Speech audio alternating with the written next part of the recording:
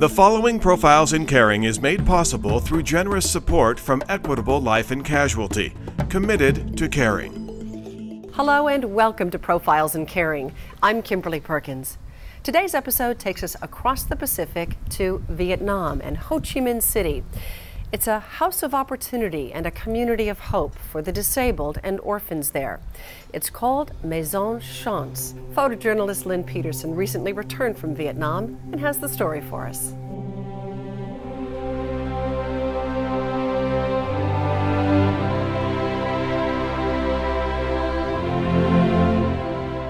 During an extensive backpacking trip throughout Asia, 20-year-old Swiss artist Eileen Rabault arrived in Vietnam. I was coming back to my hotel and I heard someone crying in a little street, and I met a little boy, very weak, without adults around. And so I just listened to my heart, and I decided to take him to my guest house.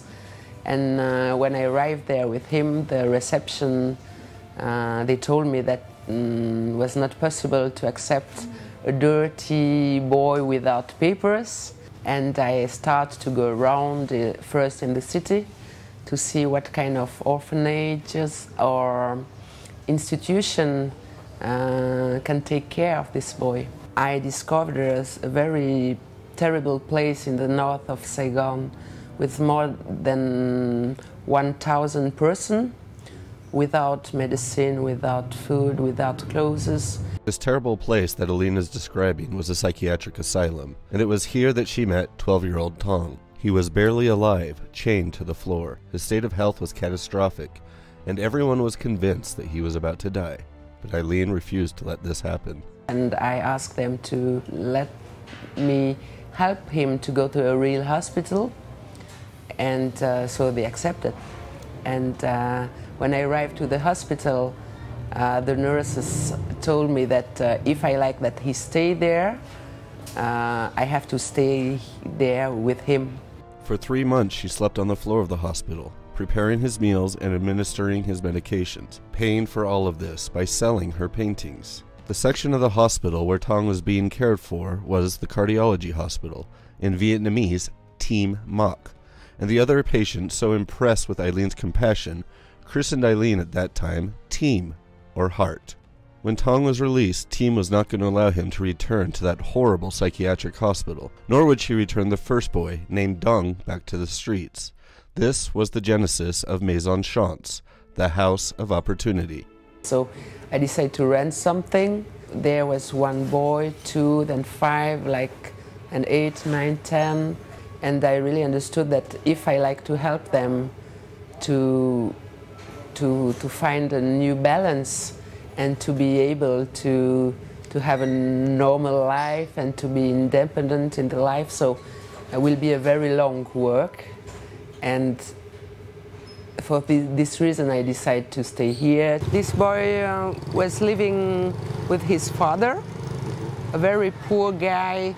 The father got an accident and a little girl died. And so the police take him to put him in jail. And so he must start to live in the street alone for quite a long time. And finally, so the people living around heard about our place and decided to bring him to our place. He doesn't know his mother. She was a prostitute. Does he remember living alone on the streets? Can he tell me about that? Was it scary? You see, I was afraid to have nothing to eat. I was afraid to don't have a place to sleep. When he first came to Maison Chance, what did he think? He just arrived. He said he was still a little bit afraid. He doesn't know really exactly what will happen. And after that, I met you, and you accept me in our family, and I went to school, and you started to take care of me, and we were living together, so I was not afraid anymore. But the mission of Maison Chance of just providing orphans like these with a secure home life quickly expanded to also providing the same securities to another group of Vietnamese vulnerable population, those who are quadriplegic, paraplegic, and handicapped, confined to wheelchairs. If we can find the right solution to help them to develop what they still have so they can do a lot of things in this life.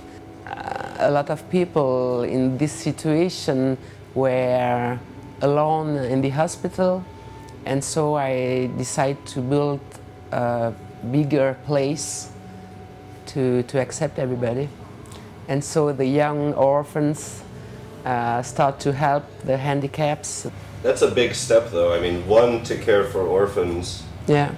but then to go to care for people who are handicapped. I mean, that's, in America we say, a whole different ball of wax. It's a whole different problem. In fact, the problem of the kids and the handicap is quite similar because they can't take care of themselves.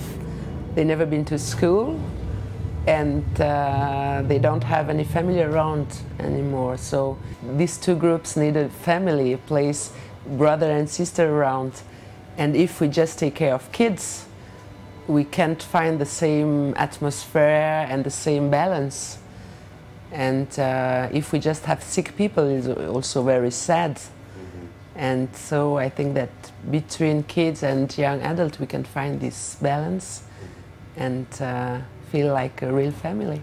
When Profiles in Caring continues, we'll show you how providing shelter for the orphans and the disabled was not enough for Team. Next on her agenda, something called the Take Wings Center. We'll show it to you when we come back.